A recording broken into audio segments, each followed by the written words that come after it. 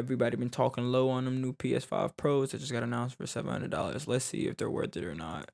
Okay, so today, the PlayStation 5 Pro was officially announced. Let's talk about it. I just got a normal Sony released a PS5 or the digital 9-minute edition. video featuring 'Cause Mark Cerny, the head tech nerd and PS. Okay, cause I stopped buying digital or physical games probably once I start making my own money. I was just like, you don't get enough from GameStop. Like, bro, we buying Fortnite skins. Imagine if instead of buying a whole bunch of Fortnite skins, you just bought video games instead. You'd probably never ever really care about trading it in for $15. You feel me? Yeah, bro. So that's what I did. PS5 lead system architect, breaking down the details of this new upgraded console. There's a bit more beyond Fidelity this mode. 9-minute That's what video. like a lot of They this is like, dropped is it some even potential sticking points with the price that we'll get to? But first, let's actually talk about They the said news. that's like almost 1,000 Canadian. Mark Cerny smartly detailed that dollars. with the base PS5, players of course have had the option to typically choose performance mode or fidelity mode. But that, he explained is the it basic? differences for the less tech inclined, and explained that when players are given the choice between higher fidelity or better performance. Okay, now let's look at these photos. What's the actual? Do y'all see it? I don't necessarily see it. You might feel it though. That's why I'm like, maybe if you play 4 hours straight, you might feel it. I honestly don't see the difference graphically between these two photos. I see the actual differences in like it's on screen, but with a monitor that are my monitors even, damn, now I gotta see, are my monitors even in the 144 hertz? I think they are. I think they are in those settings, but And frame you rate, can't even tell. players choose that performance mode about 3/4 of the time. This is the main driving factor behind them creating PS5 Pro, ideally allowing for less compromises. And they highlighted games that now look like they have that little extra detail and resolution. Fidelity and performance, which they should be the same. Or no, this should be the same. This should be slightly more. I'm not seeing mode, it. But with the frame rates of quality mode. Wait, actually, never. It's slightly brighter, and that's the. I'm not gonna lie. As somebody who's been making my own thumbnails and shit, you'd be surprised how much like data it takes to. I don't know if you guys even know, YouTube actually auto piss videos in like 180p because it costs more money to like up them up here, which is why you'll never actually get these videos up here. So actually, it being an extra $2 or $200, it's warranted based off of that. But nobody knows that. No, most people don't know that. People know that, but most people don't. Yeah. But here you go. Here's a tidbit for you if you ever actually watch this video to my 7 subscribers on YouTube. Check it out. Highlighting The Last of Us Part 2, Spider-Man 2, and yeah, no, you can definitely hold up.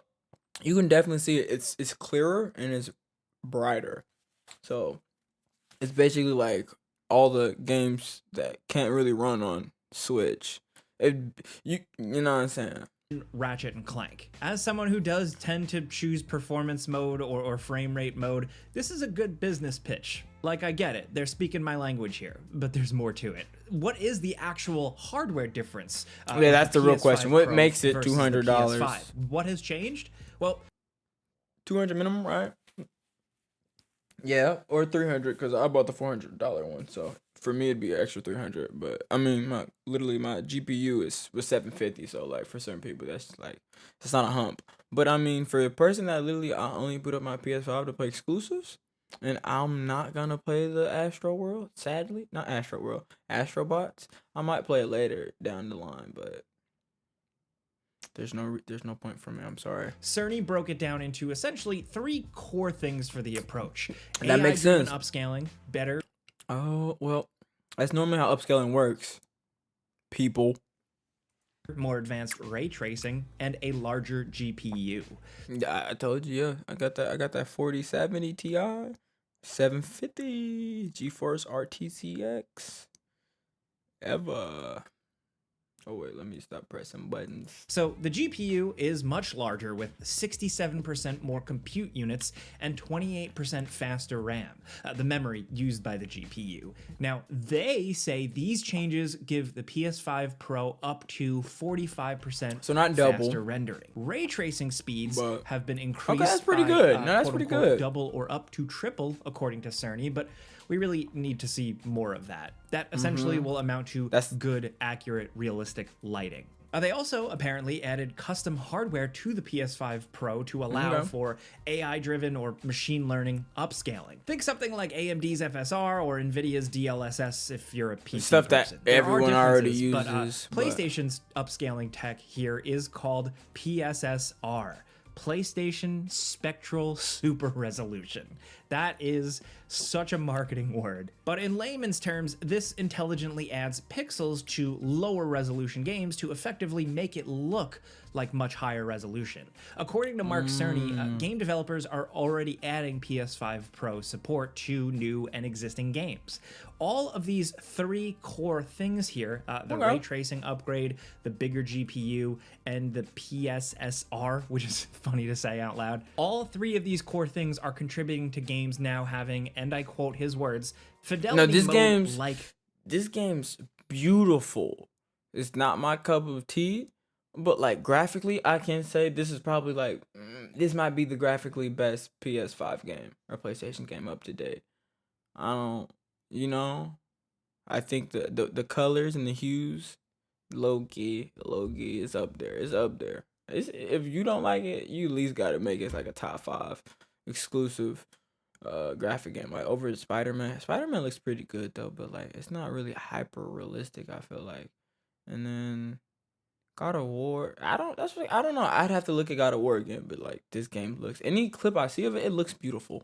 Levels of detail, but with double the frame rate. Now, from See? Sony's blog post, here's some first and third party games you can expect to see these enhancements with: Alan Wake 2, Assassin's Creed Shadows, Demon's Souls, Dragon's Dogma 2, Final Fantasy VII Rebirth, Gran Turismo 7, Hogwarts Legacy, Horizon Forbidden West, Marvel's Spider-Man 2, Ratchet and Clank Rift Apart, The Crew Motorfest, The First Descendant, The Last of Us Part 2 Remastered, and more. So will this make a difference for the visual enthusiasts, you know? The folks that demand the best from the console and count pixels and analyze frame rates? Will it make a difference? Probably.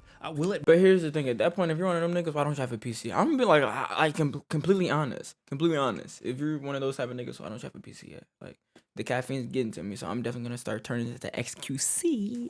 What do you say? Hey guys, flip, boop. But no, for real, if you want like the highest, we already know PC's there. So like, if you're gonna talk like that, go ahead and do it. But I mean, PS5s they're cheaper, so I don't understand. But if you want the best of the best, you're not gonna get it from a console unless you really, really like those 8 exclusives that the PS5 have, which as a PlayStation head. Make much of a difference. How many times do y'all replay video games on like a real talk? This on an average consumer, no, shows bro. very subtle differences in fidelity and clarity that are exciting to us nerds, but maybe not for the average normal. No, for the average person, design-wise, hell no. though, it's a shift from the standard PS5. It's going with that newer, updated look of the PS5. You know, the more recently released versions, dubbed by fans PS5 Slim. Even if it wasn't a massive slim down, here the design philosophy mine doesn't have those cuts in it. I have like a cleaner lines, a bit of a sheen to it, and a new 3-line PS5 gap in the middle of the shell. Notably, and this wasn't mentioned in the video, it's going to support Wi-Fi 7 and is going to come standard with a hefty 2 terabyte hard drive. Okay, that's pretty good. That makes sense. Cause I don't know if y'all understand. I don't think y'all understand how much storage costs, bro. Cause the PS5 has 1 terabyte. So just look up.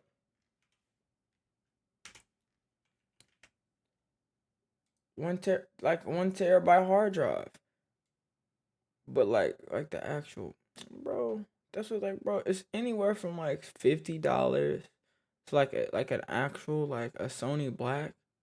It's gonna be 100. That's what bro. Just look at the Walmart shit real quick. Go real quick, cause these aren't the ones that you can put in one, like the actual Where's the ones that you actually gonna like put in? Yeah. WD Black. That's what I'm saying. It's like $100. So if you're just talking about the extra terabyte, bro, that's $100. And then so that's $100. So that gets it from the 500 to 600.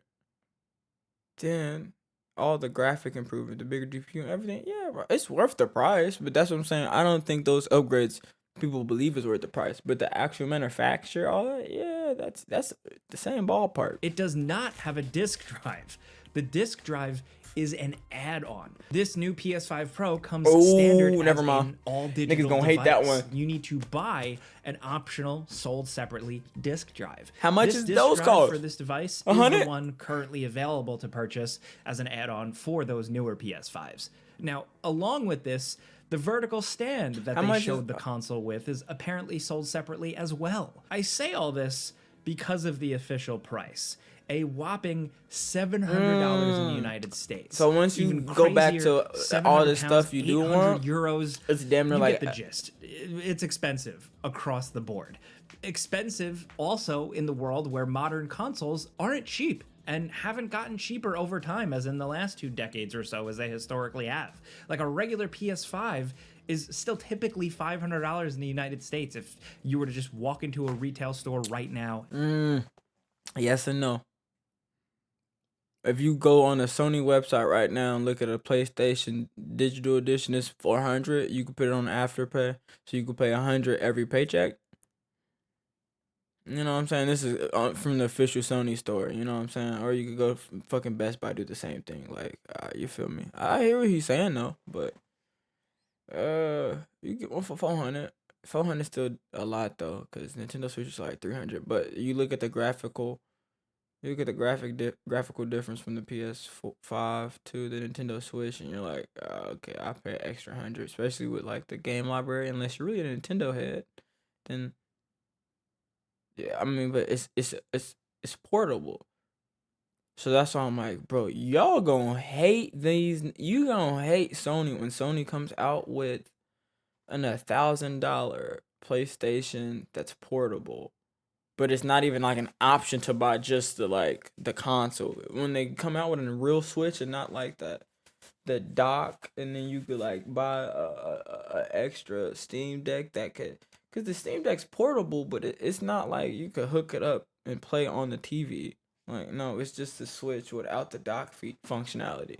So when they finally get to that portion of game, y'all gonna hate them niggas, bro.